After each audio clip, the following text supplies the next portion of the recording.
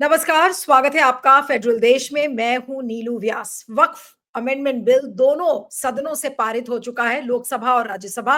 और उसके बाद इस वक्फ अमेंडमेंट बिल की गाज सबसे ज्यादा और सबसे बुरी जेडीयू पर पड़ी है। वक्फ अमेंडमेंट बिल के पारित होने के बाद जेडीयू से 5 लोगों ने, 5 उनके जो प्रमुख नेता थे, उन्होंने इस्तीफा दे दिया है। अब उनके नाम कौन कौन से हैं? नदीम अख्तर, थोड़ी देर पहले जब मैं आपसे जुड़ रही हूँ, थोड़ी देर पहले नदीम अख्तर जो कि जेडीयू के नेता हैं, वो 5वें सदस्य हैं जिन्होंने वक्फ अमेंडमेंट बिल का विरोध करते हुए इस्तीफा दे दिया। उसके पहले जेडीयू के जो नेता हैं राजू नैयर, तबरेज सिद्दीकी, आलिग मोहम्मद, शाहनवाज मलिक और मोहम्मद कासिम अंसारी, ये 5 लोग हैं जिन्होंने अपना इस्तीफा सौंप दिया है। इन लोगों ने चिट्ठी लिखी है और यही कहा है कि हम इसीलिए रिजाइन कर रहे हैं क्योंकि वक्फ अमेंडमेंट बिल को हमारी पार्टी ने लोकसभा और राज्यसभा में सपोर्ट किया। उन्होंने कहा कि ये बहुत ही हतोत्साहित करने वाला स्टैंड है क्योंकि और ये एक काला कानून है, कुछ लोगों ने कहा। और ये जो 5 नेता हैं इनमें से 2 ने चिट्ठी भी लिखी है नीतीश कुमार को, और ये बोलते हुए कि हमने नहीं सोचा था कभी भी कि पार्टी इस तरीके का मुस्लिम विरोधी स्टैंड लेगी, क्योंकि हमारी पार्टी एक सेक्युलर आइडियोलॉजी की पार्टी मानी जाती थी। अब ऐसे में नीतीश कुमार की पार्टी क्या करेगी? क्या जेडीयू बिल्कुल खत्म होने के कगार पर है? अपने वोट बैंक को कैसे बचाएगी? ये एक बड़ी चुनौती जेडीयू के सामने खड़ी हो गई। उस पर तो हम बात करेंगे ही, लेकिन साथ में अब चिराग पासवान की पार्टी में क्या ऐसे ही होगा? क्या चंद्रबाबू नायडू की पार्टी में भी ऐसा हो सकता है? और अगर ऐसा हुआ तो फिर एनडीए पर इन गतिविधियों का क्या असर पड़ेगा? क्या ये मोदी सरकार के लिए एक खतरे की घंटी भी हो सकती है बिहार चुनाव के ठीक पहले? आज इसी पर हम चर्चा करेंगे। हमारे साथ कुछ वरिष्ठ मेहमान हैं, उनसे मैं आपका परिचय करवाती हूँ। दीपक कोचगवे साहब, वरिष्ठ पत्रकार, पॉलिटिकल कमेंटेटर, पटना से हमारे साथ जुड़ रहे हैं। दीपक जी, आपका स्वागत है। सिद्धार्थ शर्मा, मीडिया एनालिस्ट हैं, इंडिपेंडेंट मीडिया एनालिस्ट, हमारे साथ, आपका भी स्वागत है। और मनीष कुमार जो द फेडरल देश के सीनियर जर्नलिस्ट है, आपका भी स्वागत है मनीष। और आज की चर्चा में दीपक कोचगवे जी से शुरू करती हूँ कि दीपक जी, हम सुबह जब मैं आपसे बात कर रही थी तो 2 लोगों ने इस्तीफा दिया था, और अब 3 बजे जब मैं लाइव के लिए जुड़ी हूं आपसे तो 5 लोग इस्तीफा दे चुके हैं। ये क्या रहा है नीतीश कुमार की पार्टी में? और क्या उनको ये चीज का अंदाज नहीं था कि इस तरीके से लोग रिएक्ट करेंगे?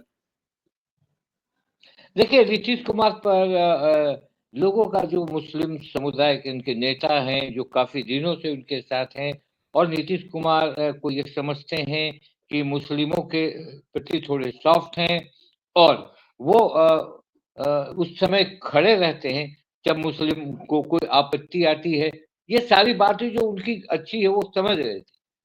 मगर जब वक़्त संशोधन बिल नीतीश कुमार ने पास करा दिया, ये अजूबा हुआ उन लोग के लिए और मुस्लिम समाज के लिए, क्योंकि लोग कहते थे कि नीतीश कुमार जो भी हो बीजेपी के साथ रहेंगे भी तो अपनी शर्तों पर रहते हैं। सी कम्युनलिज्म, क्राइम एंड करप्शन। तो आज एक सी जो उनका है कम्युनलिज्म का, वो थोड़ा दरक गया। तो अब उसको लेके मुस्लिम समाज तो वक्फ बोर्ड में, लेकिन तरह तरह की बात है। लोग कह रहे हैं कि वक्फ बोर्ड के लिए मुस्लिम भी कुछ कह रहे हैं कि वक्फ बोर्ड के लिए गरीबों को फायदा होगा, महिलाओं को फायदा होगा, पढ़ाने के बच्चों को। ये जो चर्चाएं हैं, मगर एक बड़ा वर्ग जो कि मानता है कि वक्फ बोर्ड का ये करके नीतीश कुमार ने धोखा दे दिया। ये दिमाग में लोगों के बैठ गया। तो हमने जो आपको बताया था और अब जिस तरह से संख्या बढ़ रही है, सवाल मुस्लिम नेताओं के पास है, वो किस मुंह से जाएंगे वोट मांगने अपने समाज। सवाल तो यहाँ है, उनके पॉलिटिकल कैरियर पर भी स्टिक है कि कहाँ से वो कुछ करेंगे कि नहीं करेंगे, किस तरह से चलेंगे। पॉलिटिकल कैरियर पर उनका प्रश्न चिन्ह है। तो देखिए, नीतीश कुमार को तो कभी-कभी मुझे ये लगता है कि पिछले चुनाव को आप लीजिए, पिछले विधानसभा का चुनाव, उसमें 5% मिला था एनडीए को, यानी नीतीश कुमार को, 2% एलजेपी को मिला था, 11% एआईएमएम को मिला था और 78% आरजेडी को, मुस्लिम को मिला था। तो नीतीश कुमार का 5% ये था। लोकसभा के चुनाव में नीतीश कुमार को, एनडीए को 12% वोट मिला था। तो लोगों ने ये कहा था कि 3 तलाक और नहीं 370 लेकिन का ये इफेक्ट है, जो भी हो। दीपक जी एक चीज आपसे पूछनी है, नीतीश कुमार का कोई रिएक्शन या किसी सीनियर जेडीयू सांसद का कोई रिएक्शन आया है? ये जो रेजिग्नेशन हो रही हैं, इस्तीफे शुरू हो गए हैं, इस्तीफों का सिलसिला कल से शुरू हुआ है और आज अभी दोपहर तक में 4 लोग, अगर 5 लोग इस्तीफा दे चुके हैं, तो क्या पार्टी चुपचाप बैठी रहेगी, कुछ रिएक्ट ही नहीं करेगी? और हो सकता है अभी और भी लोग रिजाइन कर दे, क्या करेंगे फिर नीतीश कुमार? हो सकता है, नहीं हो सकता है कि नीतीश कुमार ने प्लान बनाया होगा बातचीत करके कि भाई हम बीजेपी के साथ जाएंगे, तो अब न मनाने की बात हो रही है। आप देखिएगा किसी भी लीडर ने ये अपील नहीं किया है कि आप मत जाएं, आप रहें, आपकी आवश्यकता है, ये कुछ किसी ने अभी कुछ नहीं कहा। और न नीतीश कुमार का कोई रिएक्शन आया। नीतीश कुमार की खासियत कहिए या ये कहिए कि वो किसी बड़े इश्यू पर चुप लगाते हैं, चुप हो जाते हैं। तो मुझे जो लगता है कि ये तो आज नीतीश कुमार के पार्टी का हाल है, और कल को चिराग पासवान के पार्टी में भी होगा, जीतन राम मांझी के पार्टी में अगर मुस्लिम का मामला होगा, उपेंद्र कुशवाहा। तो ये लोग सोची समझी कहीं रणनीति तो नहीं कि हमें मुस्लिम का वोट तो 5% मिलता है और 11% एआईएम ले जाता है और 78% बीजेपी ले जाता है, तो चलो एक नया समीकरण बनाए। मगर हाँ, एक बदनामी नीतीश कुमार की हो गई। इतिहास होगा कि सेकुलरिज्म के दुहाई देने वाले जो सच्चे है, वो साथ नहीं दिए सेकुलरिज्म के अपने साथियों का, और उनके ही वोट, उनके ही सपोर्ट के चलते ये टर्निंग बिल पॉइंट क्या पास था? आज ये समझने की जरूरत है कि नीतीश कुमार का अगर ये स्टैंड है तो ये टर्निंग पॉइंट क्या था? अभी जब रमजान के महीने में ऐसी खबरें आ रही थी कि मुसलमानों ने उनको बिल्कुल एक तरीके से उनको अपमानित किया, अपमानित इन द सेंस कि मुसलमान उनकी तरफ जाने के लिए तैयार नहीं थे, उनके किसी भी इनवाइट को स्वीकार करने के लिए तैयार नहीं थे। क्या नीतीश कुमार को रमजान के महीने में ही लग गया था कि अब हम अपना मुस्लिम वोट बैंक नहीं बचा सकते, तो बेहतर यही होगा कि हम बीजेपी के साथ खड़े हुए नजर आए और अपनी नाव को बचा ले? तो क्या आज नीतीश कुमार ने अपने आप को सेव कर लिया, लेकिन अपनी पार्टी की स्थिति बहुत ही खराब कर ली बिहार चुनाव के लिए? जी दीपक जी। देखिए, देखिए उसमें एक चीज मैं बताता हूँ, वो जिस भी कारण से वो बीजेपी से उन्होंने साथ मिलाया इस बिल को पास कराने के लिए, जरूर सोची समझी रणनीति है उनकी। मगर एक चीज मैं बताना चाहता हूँ कि जब पिछला चुनाव हुआ था, पिछले चुनाव में नीतीश कुमार की स्थिति खराब हो चुकी थी उनकी पार्टी की। अगर ये 5% वोट उनको नहीं मिला होता, तो 42 का भी वोट संख्या पार नहीं कर पाते। और अब अभी 12% मिला है लोकसभा में, तो डेफिनेटली कुछ बढ़ा है। तो अब देखते हैं कि इस चुनाव में उनकी क्या रणनीति है। और बीजेपी तो चाहती है कि बीजेपी ने तो बहुत शानदार तरीके से नीतीश कुमार को प्यार मोहब्बत करके कान पर इधर से और इधर से कान पकड़ के उनका एक हाथ तो जरूर काटा है। भले नीतीश कुमार समझे कि वो 5% वोट से क्या होगा, मोदी का वोट तो आपको मिलना ही मिलना है, और मेरा जो बैकवर्ड वोट है, मेरा जो कुर्मी का वोट है, जो अति पिछड़ा पिछड़ा और महादलितों का है, उस पर उनकी नजर है ही है। कोई नया साथी एक बनाएंगे जिसका 4% वोट होगा, 5% वोट होगा। तो मुझे लगता है कि इस पॉइंट पर एक अलग समीकरण है। और एक पॉइंट जो इतिहास बन गया कि उन्होंने इस बिल का, नीतीश कुमार ने इस बिल का समर्थन कर दिया सेकुलर नेता होते हुए भी। ये एक इतिहास में हमेशा लोग याद करेंगे। नहीं, लेकिन अब इसका रिपरकशन बिहार की राजनीति पर क्या पड़ेगा दीपक जी? क्योंकि अब चिराग पासवान क्या चुप रहेंगे या चिराग पासवान की पार्टी के लोग चुप रहेंगे? उम्मीद आपको क्या लग रही है? क्या चिराग पासवान को बोलना पड़ेगा, उनके पार्टी के लोगों, उनके भी जो पार्टी के अंदर जो मुस्लिम नेता है, क्या वो भी एक स्टैंड लेंगे अब? लेना ही पड़ेगा, क्योंकि किस मुंह से जाएंगे मुस्लिम समाज के पास। हम्म। स्टैंड ऑब्वियस लेना पड़ेगा। और देखिए चिराग पासवान का जो स्ट्राइक रेट है एमपी चुनाव में, स्ट्राइक रेट वो बोलते हैं 100% स्ट्राइक रेट है। मगर उनका जो अकेला चुनाव लड़े थे जब, तो उनका स्ट्राइक रेट क्या था उस समय? 2% मुस्लिम वोट दिया था, 2%। तो 2% मुस्लिम उनको वोट दिया था, वो भी रामविलास पासवान के जो चाहने वाले होंगे उन्होंने दिया था। मगर इसका रिएक्शन क्या होगा? देखिए बीजेपी की तलाश है कि हम किसी तरह बिहार में अपना नेतृत्व लाएं। ये डे वन से है, अपना नेतृत्व लाएं, ये डे वन से है। चाहे उनके डिप्टी सीएम कहे कि भूल से निकल गया हो, चाहे वो कहे कि गलती हो गया हो, मगर तो उनकी ये है कि मेरा सीएम बने, है ना?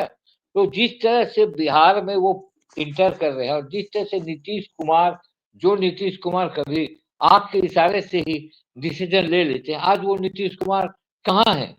नीतीश कुमार का वो फ्लेवर कहाँ है? वो फ्लेवर नहीं है नीतीश कुमार में। ठीक है, उनके अनुयायी हैं, उनके जात के लोग हैं, उनको वोट देते हैं, मगर स्टैंड नहीं ले सकते हैं नीतीश कुमार। अब स्टैंड ले रही है बीजेपी, और स्टैंड उनका उनका भी वोट बैंक। देखिए, एक नया गेम हुआ था कि भैया 5% जो वोट मुस्लिम ने दिया है, हम अपने तरफ करेंगे। बीजेपी की भी चाल थी, उन्होंने 32-35 लाख मुस्लिम परिवारों को ईद के दिन ईद का किट दिया था, और उस किट में सेवैयां हैं, वो है, और सब बांटा था। 32,000 मदरसा के को जोड़कर इसका डिस्ट्रीब्यूशन कराया था। कहीं ना कहीं उनके मन में हो कि अति पिछड़ा मुस्लिम जो मुस्लिम है, जो जो ये है, उनको अपने पक्ष में करो। तो बिहार की राजनीति दिलचस्प मोड़ पे है। देखिए, अभी 2-4-5 दिन और देखिए नीतीश कुमार क्या बम पटकते हैं, ये देखने वाली बात है। मगर हाँ, ये तय है कि नीतीश कुमार अब नहीं पलटेंगे। ये जो हम सोचे कि पलट जाएंगे और पलट के फिर सॉरी कहेंगे, तो उसके लिए रास्ते बंद हैं। इसलिए बंद हो गए कि अब जो बिल तो लौटा नहीं पाएंगे, वापस नहीं करा पाएंगे, तब मुस्लिम समाज इनको कैसे एक्सेप्ट करेगा, और मुस्लिम डोमिनेटेड जो पार्टियां हैं वो उनको कैसे देगी। मगर चुनाव में एक बात तय है कि अब महागठबंधन इसको अगर तरीके से लड़ता है तो शायद बीजेपी का सपना पूरा नहीं होगा। ओके, अब मैं सिद्धार्थ के पास आती हूँ कि सिद्धार्थ में अभी कुछ ट्वीट्स देख रही थी जिसमें ये कहा गया है कि आरएलडी जो कि जयंत चौधरी की पार्टी है, उनके एक मुस्लिम विधायक हैं, वो भी 1-2 दिन में, सूत्रों के हवाले से एक खबर आ रही है कि शायद वो मन बनाकर और इस्तीफा दे देंगे। तो अगर ये एक सिलसिला जो कि जेडीयू में बहुत बुरी तरह शुरू हो गया है, और जाहिर सी बात है कि उनके पॉलिटिकल कंपल्शंस है, वहां पर चुनाव है, आरएलडी का जो वेस्टर्न यूपी का जो पूरा जो स्ट्रॉन्ग होल्ड है, वहां पर भी मुस्लिम पॉपुलेशन बहुत ज्यादा है, और अगर वो मुस्लिम विधायक भी इस्तीफा दे देते हैं तो क्या अब प्रेशर आ जाएगा जयंत चौधरी के ऊपर, चंद्रबाबू नायडू के ऊपर भी कोई ना कोई स्टैंड को लेने का? क्योंकि अब नेता चुप नहीं बैठ सकते और अब एनडीए के जो भी एलाइज हैं उनको कोई ना कोई स्टैंड इस पर लेना पड़ेगा। जी, एक साधारण सा नियम होता है नीलू जी, कि कोई भी राष्ट्रीय पार्टी होती है तो वो बड़े-बड़े नैरेटिव, बड़ी-बड़ी कहानियों के आधार पर अपना चुनाव लड़ सकती हैं। लेकिन जैसे-जैसे आपका साइज छोटा होते जाता है, आप अगर क्षेत्रीय दल हैं, तो आपके सामने सामाजिक समीकरण को बनाए रखना आपकी मजबूरी होती है। ये एक साधारण सा नियम है, बिल्कुल साधारण सा नियम है। तो खैर, बात बिहार की हो रही है, तो बिहार में एक पढ़ुआ पढ़ा जाता है, बहुत फेमस पढ़ुआ है। व कि भेड़िया धसान उसे कहा जाता है। बिहारी में कहा जाता है, मेरे ख्याल से दीपक जी समझ जाएँगे उस चीज़ को। उसको हिंदी बिहारी में कहा जाता है भेड़िया धसान। होता ये है कि भूकंप आने वाला जब होता है तो आदमी से पहले चींटियों को पता लग जाता है, वो अपने बिलों से बाहर आ जाती है। सबसे बड़ी बात ये है कि कोई भी टीम में, जैसे आजकल आईपीएल चल रहा है, एक महेंद्र सिंह धोनी है, बहुत नाम है, बहुत बड़ा ब्रांड है। उनका स्वैग बहुत बड़ा है, लेकिन कितना भी उनका स्वैग हो, उनको रखा जाता है टीम में बैटिंग करने के लिए, रन बनाने के लिए। वो अगर बैटिंग करने के लिए उतरेंगे नहीं, रन नहीं बनाएँगे, तो टीम भी नाराज़ हो जाती है और दर्शक भी नाराज़ हो जाती है। तो सामान्य सा नियम है कि बहुमत की अगर सरकार है और वो केवल अल्पमत के लिए कानून बनाएगी, तो अल्पमत तो नाराज़ होगा ही, बहुमत भी धीरे-धीरे नाराज़ हो जाएगा। क्योंकि बहुमत वाले कहेंगे, क्योंकि इस वक़्त बिल में हम 1 मिनट के लिए, मैं समीक्षक के नाते मैं कहना चाह रहा हूँ कि भाजपा जो तर्क ले रही है कि ये जो वक्फ बिल आ रहा है, इससे मुस्लिमों का कल्याण होगा, 1 मिनट के लिए उस तर्क को हम मान लेते हैं कि चलिए मुस्लिमों का कल्याण होगा। तो हिंदू पूछेगा कि भाजपा वक्फ पर तो कानून ला रही है, लेकिन हिंदुओं की भलाई का तो कोई कानून नहीं ला रही है। हिंदू पुजारी को तो सम्मान राशि कहीं नहीं दी जा रही है। हर हिंदू को कोई महंगाई भत्ता तो नहीं मिल रहा है। मंदिरों पर सरकारी कंट्रोल क्यों है? राम सेतु राष्ट्रीय धरोहर क्यों नहीं है? अगर हिंदू नेपाल है तो वो अखंड भारत का अंग क्यों नहीं है? तो एक ना एक दिन हिंदू भी ये सवाल अब पूछने लगेगा भाजपा से कि आप जो कानून बनाते हैं, आप मुस्लिमों का तो इतना कल्याण करते हैं, हिंदुओं का कल्याण कब करेंगे? क्योंकि और भाजपा को और हिंदुओं ने ये समझ लिया, इसीलिए भाजपा पिछले बार के लोकसभा चुनाव में 400 पार से 240 पर आई। इसका मतलब मुस्लिमों ने वोट नहीं दिया ऐसी बात नहीं है, हिंदुओं ने ही वोट नहीं दिया।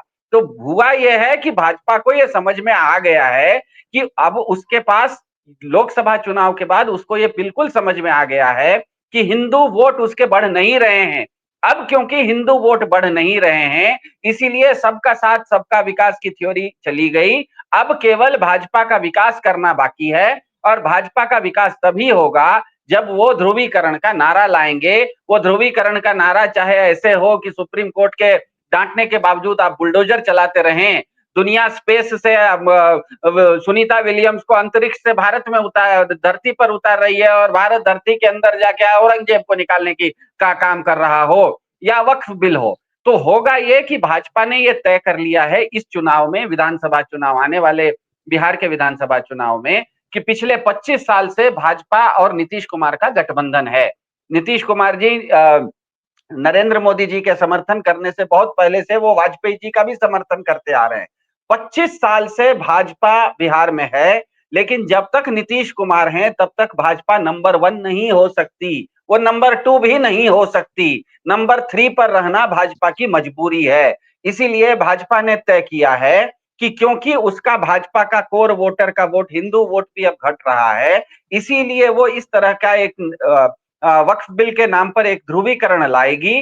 ध्रुवीकरण के चलते होगा ये कि हिंदू भी उनसे नाराज होगा, और खास करके बीजेपी के साथी जो हैं, खास करके आपके जेडीयू में इतनी बड़ी फूट पड़ जाएगी कि अभी तो शुरुआत हुई है कि कुछ मुस्लिम जेडीयू के नेता बाहर निकले हैं, हिंदू नेता भी निकल जाएंगे, क्योंकि अगर वो चुनाव जीतते हुए नहीं दिखेंगे तो निकल जाएंगे। क्योंकि बिहार की 243 सीटों में कम से कम 50 से सीटें ऐसी हैं जहां पर कि मुस्लिम वोट से ही जीत हार का निर्णय होता है। तो मुझे बताइए कि बीजेपी चुनाव से 4 महीना 5 महीना पहले इतना बड़ा अगर दाव खेल रही है बिहार में कि वो 50 सीटों पे आने वाले समय में बीजेपी भी चुनाव नहीं लड़ सकती है, और बीजेपी का कोई साथी भी नहीं लड़ सकता है, क्योंकि नीतीश कुमार और चिराग पासवान वक्फ बिल में भाजपा के साथ जाने के कारण मुस्लिमों का गुडविल खो चुके हैं। तो आने वाले समय में एनडीए के नाम से कोई भी खड़ा होगा तो उन 50 सीटों पर तो उनको वोट नहीं मिलने वाला है। तो भाजपा इतना बड़ा रिस्क मेरे ख्याल से इसीलिए ले रही है कि उसने कैलकुलेट किया है कि लोकसभा चुनाव के बाद उसका कोर हिंदू वोटर भी उसको छोड़ रहा है, इसीलिए उसने ध्रुवीकरण की बात लाई ताकि कम से कम उसका कोर हिंदू वोटर साथ दे। इसका नतीजा ये भी संभव है कि आने वाले विधानसभा चुनाव में भाजपा या एनडीए को बहुमत नहीं मिले, लेकिन उसका फायदा भाजपा को यह होगा कि जेडीयू की तरह के क्षेत्रीय दल पूरी तरह से खत्म हो जाएंगे। जेडीयू चिराग पासवान की तरह जो क्षेत्रीय दल हैं वो खत्म हो जाएंगे। तब भाजपा को उसके बाद आने वाले समय में ध्रुवीकरण करने में आसानी होगी, क्योंकि अभी वहां पर बहुत ज्यादा खिचड़ी फरोश है। बिहार में खिचड़ी फरोश है, बिहार में आरजेडी भी है, बिहार में कांग्रेस भी है, बिहार में बीजेपी भी है, बिहार में जेडीयू भी है, बिहार में आपके चिराग पासवान भी हैं। तो ये जो एक क्या कहते हैं, एक केक है, उसके कई टुकड़े हो गए हैं। किसी को ठीक से ऐसा टुकड़ा नहीं मिल रहा है कि पेट भरे, या कम से कम मुंह में कोई उसका क्या कहते हैं, उसका स्वाद जाए। तो इसीलिए अब केक को बड़ा नहीं कर सकते, तो बाकी जो लोग हैं उनका अस्तित्व खत्म कर दो। बिल्कुल स्पष्ट है, जैसे मुझसे पहले दीपक जी ने कहा कि अगर जेडीयू और चिराग पासवान की पार्टी अगर इस वक्फ बिल में उनका समर्थन करेगी, तो स्वाभाविक है कि कांग्रेस जो मुस्लिम वोट उनको मिलता था, भले वो 5% मिलता था या 12% मिलता था, वो भी अब नहीं मिलेगा। इसका मतलब उनको सीटों की संख्या घटने वाली है। लेकिन भाजपा ने यह मंजूर किया है कि जेडीयू की सीटें घटेंगी, भाजपा की सीटें कुछ बढ़ेंगी। हो सकता है एनडीए सरकार में नहीं आए, उसके बावजूद कम से कम ये होगा कि बिहार में भाजपा कम से कम नंबर 3 से नंबर 2 पर आ जाएगी। ये कोशिश है भाजपा की। बिल्कुल। लेकिन मनीष, मैं आपके पास आती हूँ कि इसके पीछे की पूरी रणनीति क्या आपको लगती है? कई लोग ये भी कह रहे हैं कि भाई रीजनल पार्टीज को खत्म करने का इससे बेहतर मौका नहीं बीजेपी के पास था। एक तरफ बीजेपी ये कहेगी कि भाई देखिए हमारे हिंदू जो वोट्स हैं वो उनको हम कंसोलिडेट कर लेंगे, वक्फ बिल ले आकर मुसलमानों को वो चिढ़ाएंगे, टीज करेंगे इस बिल से, और साथ में अपना जनाधार, जो सिद्धार्थ कह रहे थे कि वो बिहार जैसे देश में बिहार जैसे राज्य में बढ़ाएंगे भी, जहां पर वो फर्स्ट पोजीशन पर नहीं थे। तो क्या ये एक बहुत सोची समझी चाल के तहत ये चीज की गई है? और उसके दो जो मुख्य उद्देश्य हैं वो यही है कि रीजनल पार्टीज को खत्म करो, बिहार में अपना जनाधार बढ़ाओ, और एक जो ओवरऑल हिंदुत्व एजेंडा है उसको भी केटर करो। जी मनीष। तो नीलू जी, कल राज्यसभा में जिस समय वक्फ संशोधन बिल पर जब डिस्कशन चल रहा था, तो कांग्रेस के जो नेता हैं इमरान प्रतापगढ़ी, उन्होंने एक शेर पढ़ा और उस शेर मैं आपको सुनाता हूं। उन्होंने कहा कि मैं आज जद में हूं, इतना खुशगमान न हो, चिराग सबके बुझेंगे, हवा किसी की नहीं। और उन्होंने इसके बाद कहा कि चाहे वो नीतीश कुमार हो, चिराग पासवान हो, जीतन राम मांझी हो, राष्ट्रीय लोकदल के जयंत चौधरी हो, चाहे चंद्रबाबू नायडू हो, ये मुगालते में ना रहें। तो ये मुगालते में न रहें, उन्होंने इस बात को संकेत दिया। और आप जिस समय वो भाषण दे रहे थे, तो सत्ता पक्ष के किसी सदस्य ने इस पे आपत्ति भी नहीं जताई। कहीं न कहीं ये निश्चित तौर पर इस संशोधन बिल के ज़रिए एक बात तो तय है कि भारतीय जनता पार्टी ने रीजनल पार्टी की जो राजनीति है, उसमें लंबा बड़ा चोट किया है। क्योंकि नीतीश कुमार पहले से ही हाशिए पे चले गए बिहार में। आप देखिए वहाँ पे संजय सिंह हो, ललन सिंह हो, वहाँ पे अशोक चौधरी हो, इन सबका सबसे ज़्यादा वहाँ पे आजकल बोलबाला है। जिस बात को लेकर नवीन पटनायक पे भारतीय जनता पार्टी उड़ीसा में हमलावर रही थी, उनके हाथ जब कांपे थे केवल, आपको याद होगा पांडियन ने उनका हाथ पकड़ लिया था। आज वही नीतीश कुमार किस तरीके से मंचों पे फंबल कर जा रहे हैं, लेकिन उनका कोई नुकसान नहीं हो रहा। शायद भारतीय जनता पार्टी इस बात को और ज्यादा बिगड़ते हुए देखना चाहती है कि नीतीश कुमार इस प्रकार जनता के बीच में उनकी ऐसी छवि बन जाए कि वो खुद ब खुद हाशिए पे चले जाएंगे, ऐसे तो वो अपना पद छोड़ने से रहे। और इतना नकारात्मक उनकी छवि बन जाएगी जनता के बीच में कि शायद जब अगला विधानसभा चुनाव जब हो, तो वो जनता उनके साथ खड़ी वहां पे नजर ना आए। अल्पसंख्यक का जहां तक आपने बात किया, अभी दो और लोग हैं जो नीलू जी, जो अभी पाइपलाइन में है, जो पार्टी छोड़ सकते हैं जेडीयू में। एक है गुलाम गौस। आपको याद है गुलाम गौस बहुत खास है नीतीश कुमार के। उन्होंने लालू प्रसाद यादव से मुलाकात भी की है। वो भी काफी नाराज हैं जिस तरीके से जेडीयू ने इस बिल का समर्थन किया है। दूसरा राज्यसभा सदस्य है रसूल बलियावी। उन्होंने भी लगभग मतलब पार्टी छोड़ने की धमकी दे दी है। तो इसका मतलब जेडीयू चारों तरफ से घिर चुकी है। वैसे ही जेडीयू ये बिहार में हमारे साथ कई वरिष्ठ समीक्षक यहाँ पे बैठे हुए हैं, वो बताएंगे कि बिहार जेडीयू, इन दोनों जेडीयू नहीं चला रही है, जेडीयू के नेता नहीं चला रहे हैं, वो indirectly Bharatiya Janata party JDU को चला रही है वहां पे, जो कहा जा रहा है। तो निश्चित तौर पर नीतीश कुमार का भारी चुनावी नुकसान। और इसमें चिराग पासवान आपको याद होगा कि जब इफ्तार का उन्होंने दावत दिया पटना में, वहां पे उसका बायकॉट हो गया। उन्होंने कहा कि ये गलत है, उन्होंने इस पर आपत्ति भी जाहिर की।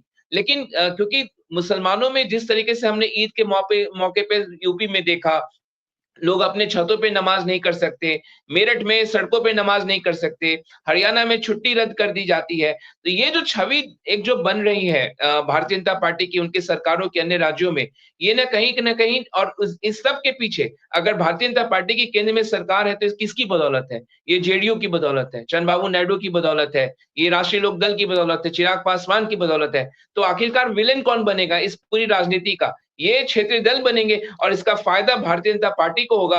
तो मुझे लगता है कि नीतीश कुमार इस आने वाले विधानसभा चुनाव में उनको खासा नुकसान साफ होते पे नजर आ रहा, उनकी छवि के तौर पे भी।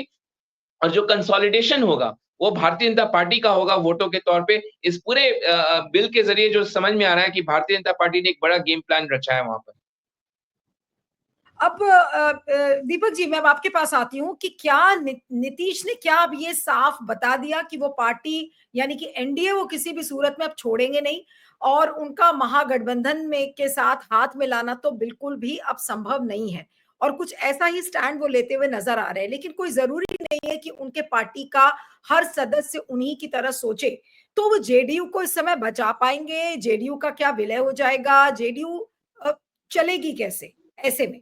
क्योंकि जो उसका बेसिक था, सिद्धांत थे जेडीयू के, वो तो एक सेक्युलर पार्टी के थे। देखिए, बिहार की जो जेडीयू है वो 4-5 ही आदमी के इशारे पे चलती। तो फिर जो उनके साथ उनके और सदस्य हैं जेडीयू के, वो अपना या तो निर्णय लेने को स्वतंत्र हैं, या फिर उन्हीं चारों के और उन्हीं के साथ रहना है उनका। देखिए बीजेपी का जो अभी देखिए नीतीश कुमार का एक फैक्टर बताना चाहूंगा मैं कि थोड़ा नीतीश कुमार मुस्लिमों के वोट से निराश हुए हैं, क्योंकि जो जो फिगर था, जैसे 2015 में 7 एमएलए थे उनके, दो, दो, 2005 में, 2010 में, 2005 में 4 थे, 2010 में 7 थे, 15 में 5 थे और 20 में उन्होंने 11 उम्मीदवार उतारा था, 0 थे। तो और 5% वोट था। ये एक अलग फैक्टर हो सकता है। और आपको जिस तरह से पार्टी चल रही है, जो चलाने की बात है, उसमें देखिए नीतीश कुमार की कमजोरी बीजेपी समझ चुकी है। बार-बार कहना, वो जान चुकी है, अब हो गया, 2 बार गलती हो गई, अब हम नहीं जाएँगे। हर मीटिंग में और ये बीजेपी ने पकड़ लिया कि ही अब तो जाना कहीं है नहीं इनको, अब इनको अपने इशारे पर चलाना है। तो नीतीश कुमार की भूल है कि जिस तरह से उन्होंने हर सभा में कभी मैं कब 2 बार गलती हो गया, अब नहीं जाऊँगा, इस कमजोरी को बीजेपी ने पकड़ा है और बीजेपी यहाँ नीतीश को फिनिश करना चाहती है।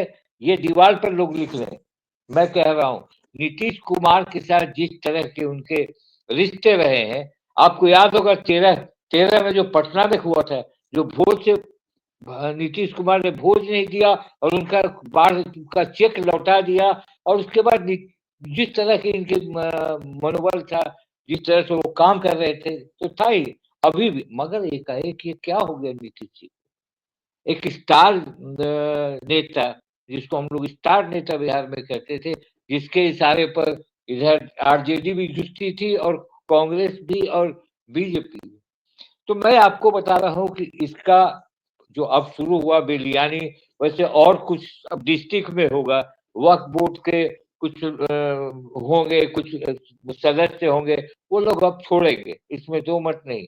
और अगर नीतीश कुमार नहीं मना रहे हैं, तो इससे साफ जाहिर होता है कि उनकी सोची समझी चाल थी और वो चाहते थे कि इस वोट को हटाकर फिर एक बीजेपी के वोट को हम साथ लेकर चलें। मगर मैं ये बता दे रहा हूँ अभी, नीतीश का वोट ट्रांसफर हो जाएगा वहां, उनके वोट को ट्रांसफर, वो वोट को ट्रांसफर कराने में बीजेपी नहीं करा पाएगी उतना जितना नीतीश कुमार समझ रहे हैं।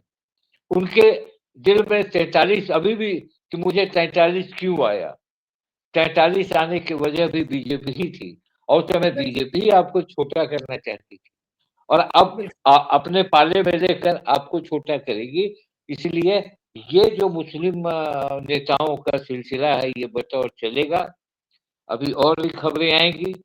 डिस्ट्रिक्ट में बहुत जगह माइनॉरिटी के लोग बनाए गए हैं वहाँ डिस्ट्रिक्टों में, तो आप देखिए क्या होता है। सुन्नी बोर्ड के कुछ लोगों को बनाया, सुन्नी बोर्ड में उन्होंने अध्यक्ष बनाया मुस्लिमों को, बहुत तरह का काम हुआ, देखिए क्या होता है। नहीं, तो इसका मतलब दीपक जी बहुत संक्षेप में एक जवाब लेके फिर मैं अंतिम कमेंट सिद्धार्थ और मनीष से भी लूंगी कि इस समय जेडीयू बिल्कुल एक कंप्लीट टर्मोइल में दिख रही है, मतलब बिल्कुल अस्त व्यस्त जैसी स्थिति क्या नहीं लग रही है इस समय जेडीयू की? नहीं दिखेगी, अब ऑब्वियस दिख रही है। आपके घर से अगर आपके कुछ अपने बिना बोले निकलते जाए विरोध में, तो आपको कैसा लगेगा।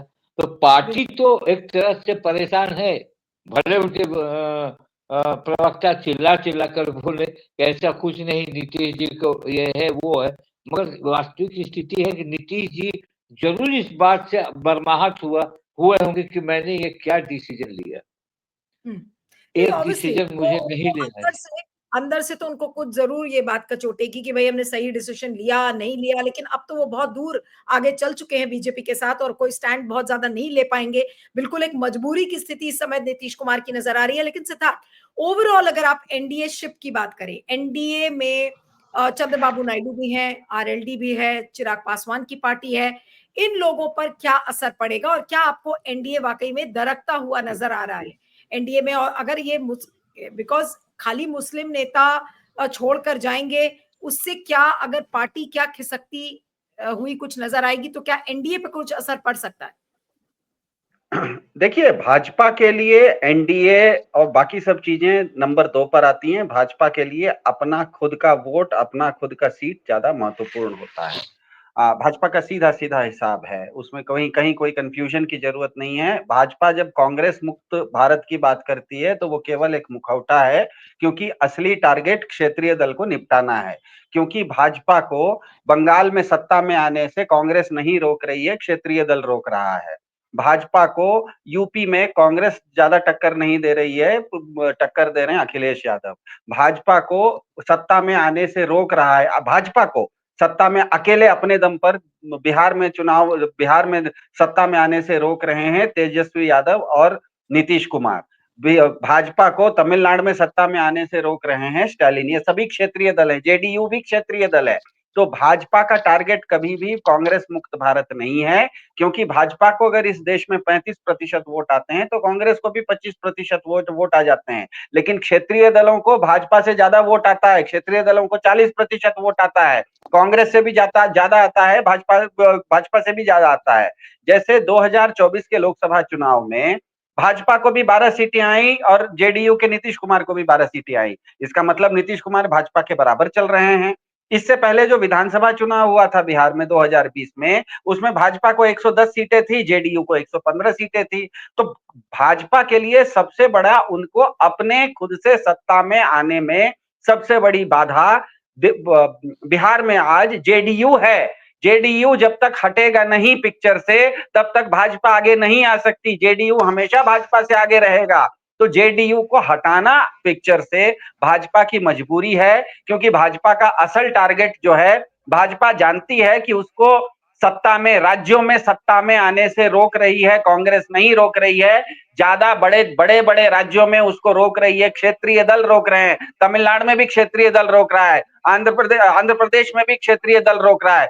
जब तक चंद्रबाबू नायडू हैं, तब तक भाजपा आंध्र प्रदेश में खुद अपने दम पर सरकार में नहीं आ सकती। जब तक मैं यहाँ पर ये नहीं कह रहा हूं कि कौन किसका गठबंधन है। क्षेत्रीय दल जो होते हैं, आज किसी के साथ गठबंधन करते हैं, कभी आपके खिलाफ भी गठबंधन करते हैं। तो भाजपा के लिए सबसे बड़ा जो दुश्मन है, वो है इस देश की क्षेत्रीय पार्टियां। क्योंकि क्षेत्रीय पार्टियां जो हैं, वो क्षेत्रीय स्तर पर क्या कहते हैं, सोशल इंजीनियरिंग करके, सामाजिक ताना बाना बुन के, सामाजिक जिसको कहते हैं सोशल इंजीनियरिंग से अपने वोट जीतती है। भाजपा का जो बड़ा नैरेटिव है, वहां पर जाके लोकल नैरेटिव के सामने ध्वस्त हो जाता है।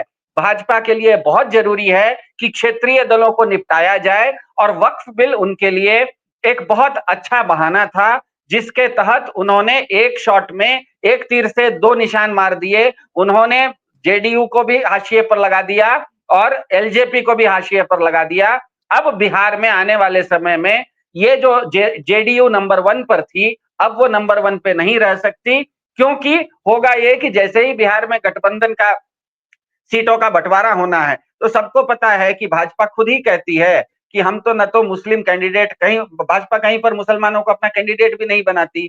तो बिहार के वो क्षेत्र सीमांचल जो उत्तर और पूर्व में आते हैं, जहां पर मुस्लिम आबादी ज्यादा है, भाजपा कहेगी कि वहां पर तो हम चुनाव लड़ेंगे भी तो हार जाएंगे। जेडीयू आप ले लीजिए वो सीट, जेडीयू को वो सीट दे देगी। अब वहां पर देखिए कि क्योंकि जेडीयू वक्फ बिल में साथ दिया था, तो मुसलमान न तो बीजेपी को वोट देने वाला है और न तो जेडीयू को वोट देने वाला है। जेडीयू ऐसे ही कट गई वहां पे। और जहां पर इस ध्रुवीकरण के कारण भाजपा को फायदा होने वाला है, मिथिलांचल जैसे जगह में, वहां पर वो सीट ज्यादा लेगी। तो होगा ये कि भाजपा का स्ट्राइक रेट बढ़ेगा, एनडीए का ओवरऑल सीट घटने की भी संभावना है। लेकिन भाजपा इसके लिए तैयार है, क्योंकि इस पूरे स्कीम में उनका जो क्षेत्रीय दल है वो निपट जाएगा। एक बार एक क्षेत्रीय दल निपट गया तो कम से कम भाजपा नंबर 2 पर आ जाएगी। आज बिहार में भाजपा नंबर 3 पर है। पहले 2 पर या तो नीतीश कुमार हैं या तो तेजस्वी यादव हैं। कभी ये आ जाते हैं, कभी वो आ जाते हैं, लेकिन बीजेपी हमेशा नंबर 3 पे रहती है। तो अपने से ऊपर एक को निपटाना भाजपा की मजबूरी है, भाजपा की ये योजना है, इसीलिए उन्होंने निपटा दिया। अब मैं मनीष के पास आती हूँ कि मनीष, अभी जब सिद्धार्थ बोल रहे थे तो मेरे सामने महाराष्ट्र का सीन याद आ रहा था। अब आप ये देखिए, महाराष्ट्र में शिवसेना बिग ब्रदर था, उस बिग ब्रदर को कहां पे पहुंचा दिया बीजेपी ने, साम दाम दंड भेद, पार्टी का तोड़ फोड़। अब आज बीजेपी कहां पर खड़ी हुई है? आज क्या महाराष्ट्र की तरह ही बिहार को अगला पड़ाव बीजेपी बनाने की कोशिश कर रही है? और इससे सबसे बड़ी बात यह है कि जो एलाइज है बीजेपी के, क्या उनको अब सतर्क रहने की जरूरत नहीं है? और क्या इन सारे घटनाक्रमों की वजह से एलाइज भी सोचेंगे कि भाई अपना वजूद बचाना है तो इससे अच्छा है कि एनडीए को छोड़ दो, उससे भली तो यूपीए थी, यूपीए ने कम से कम गठबंधन की सरकार 10 साल चलाई तो अपने एलाइज के साथ। आज क्या जो भाजपा के जो घटक दल है, क्या उनमें आज ये सब बातें नहीं चल रही होंगी? क्या उनमें आत्ममंथन इस बात को लेकर नहीं चल रहा होगा? और ये क्या एनडीए के लिए खतरे की घंटी हो सकती है? जी मनीष।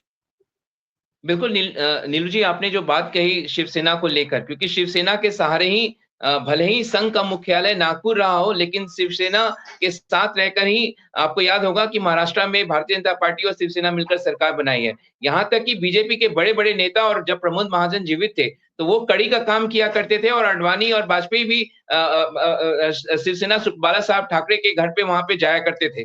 तो कहीं न कहीं और जिस तरीके से पार्टी ने वहाँ पे तोड़ दिया, भारतीय जनता पार्टी ने शिवसेना को तोड़ दिया, शायद इसकी कल्पना किसी ने नहीं की थी। ये बार-बार दूसरे दल भी और खासतौर से आपको पता होगा कांग्रेस और चाहे दूसरे क्षेत्रीय दल ये कहते रहते हैं कि भारतीय जनता पार्टी का काम है क्षेत्रीय दलों को खत्म करना। कांग्रेस के लिए भी कहा जाता है आम आदमी पार्टी के साथ जिस तरीके से अलायंस उन्होंने नहीं किया, क्योंकि कांग्रेस को नुकसान हुआ गुजरात में, कांग्रेस को नुकसान हुआ हरियाणा में, पंजाब में नुकसान हुआ, दिल्ली में नुकसान हुआ। ठीक वही भारतीय जनता पार्टी की जो लहर है, इतनी मोदी लहर होने के बावजूद अगर बिहार में अपने दम पर सरकार नहीं बन पा रही है भारतीय जनता पार्टी की, इतना हमने याद होगा कि 21 के विधानसभा चुनाव में बंगाल में इतनी लहर थी जहाँ पे कहा जा रहा था कि 200 सीटें भारतीय जनता पार्टी वहाँ पे लेके आएगी, अमित शाह वहाँ पे बिल्कुल लगे हुए थे। उसके बावजूद ममता बनर्जी की वहाँ वापसी हो जाती है और तमिलनाडु में देखिए उस वहाँ भी एक लैबोरेटरी बनाने की कोशिश लगातार भारतीय जनता पार्टी वहाँ पे कर रही है। उसके बाद भी उसको सफलता नहीं मिल रही है। तो भारतीय जनता पार्टी को लग रहा है कि क्षेत्रीय दल जब तक इनको नहीं तोड़ा जाएगा, उनका जो है वर्चस्व इन राज्यों में नहीं बढ़ेगा, पार्टी का विस्तार इन राज्यों में नहीं होगा। तो अब ये होगा किस तरीके से? या तो इन दल को तोड़ा जाए। एलजेपी बहुत आप देखिए एलजेपी में वन मैन पावर है। जब तक रामविलास पासवान थे, कई सांसद आए, छोड़ के चले गए। रामविलास पासवान थे, उनका 6% वोट है बिहार में, उनके 5 से 6 सांसद जीत कर आ जाते हैं। नीतीश कुमार का वोट बैंक है, महादलित वोट बैंक है, अल्पसंख्यक वोट बैंक भी है, उनको अपर कास्ट का भी, क्योंकि भारतीय जनता पार्टी का वोट ट्रांसफर होता है, तो उनको अपर कास्ट का भी वोट मिलता है। तो नीतीश कुमार के साथ ये वोट इंटैक्ट था। लेकिन अब भारतीय जनता पार्टी लगातार बिहार में इस कोशिश में जुटी हुई है कि कैसे चिराग पासवान, कहीं न कहीं उनका अगर स्टैंड आपको देखेंगे तो आपको लगेगा कि शायद अब वो बीजेपी के बिल्कुल परछाई की तरह नज़र आते हैं। नीतीश कुमार के साथ ऐसा नहीं है। नीतीश कुमार का वोट बैंक तोड़ना भारतीय जनता पार्टी की मुझे लगता है सबसे बड़ा लक्ष्य है और इसीलिए संजय झा जैसे लोग, ललन सिंह जैसे लोग, अशोक चौधरी जैसे लोग बिल्कुल उस तरीके से कार्य कर रहे हैं भारतीय जनता पार्टी के बिहाफ पे, जिस तरीके से जेडीयू को बिल्कुल खत्म नेस्तनाबूद किया जाए, वो पूरा कैडर जो है वो इधर शिफ्ट कर जाए और वो वोट बैंक किस तरीके से इस तरफ शिफ्ट कर जाए। तो ये बिल्कुल मंशा साफ तौर पे नजर आती है। देर सवेर हमें बिहार में ये देखने को मिलेगा और जयंत चौधरी भी बहुत कमजोर अपने आप को फील कर रहे हैं। आपको याद होगा कि जिस समय नमाज पढ़ने से रोका गया, उन्होंने क्या एक ट्वीट किया यहाँ पर, एक बहुत महत्वपूर्ण ट्वीट किया, उन्होंने आलोचना भी की योगी सरकार की, लेकिन वो सरकार के साथ बने हुए हैं। तो ये लोग सत्ता में रहना चाहते हैं, बिना सत्ता के रहे हुए, क्योंकि छोटे दलों की एक मजबूरी भी नीलो जी ये है कि इनके जो कैडर है वो सत्ता के साथ हमेशा नजर आना चाहते हैं। लंबे समय तक सत्ता से दूर रहेंगे तो सब के सब छिटक जाएंगे। इनकी मजबूरी है, इस समय एनडीए की सरकार है, मोदी सरकार है, तो उनके साथ जुड़े रहना। लेकिन जब भी उनको अवसर नजर आएगा वो छोड़ के जाने में चूकेंगे नहीं। लेकिन फिलहाल बीजेपी का लक्ष्य नजर आ रहा है कि जेडीयू को कैसे बिहार में कमजोर किया जाए।